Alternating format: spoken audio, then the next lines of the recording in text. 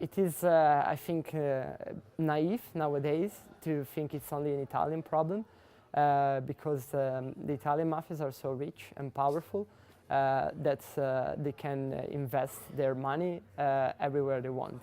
And they actually have an incentive to do it abroad rather than in Italy because it's easier for Italian authorities to attack and recover mafia money in Italy than abroad. So what we have seen, what happens very often, is that mafia first have an economic infiltration into foreign countries, and that's the first step that local people might not realize because it's not evident, but it's the first dangerous step. It's kind of a seed that they plant, and then as the plant grows, it becomes more dangerous because they can have a political interference, as we have sadly seen in Slovakia recently.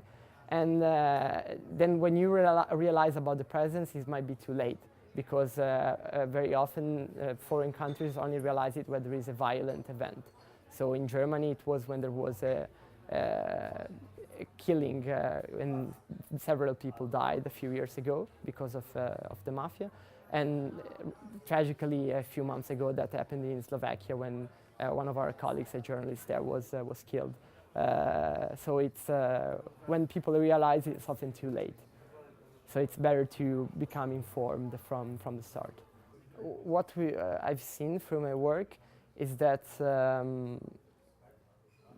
because countries want to have, from an economic perspective and talking, because countries want to have business and money coming to their countries, they sometimes turn a blind eye to some practices that are suspicious, at least. So, for example, we worked a lot with cases of mafia infiltration in the UK, and what happens there is criminals can set up companies very easily and nobody checks them. And in one case they even used fake names and they put their occupation on official documents as fraudster, but nobody realized.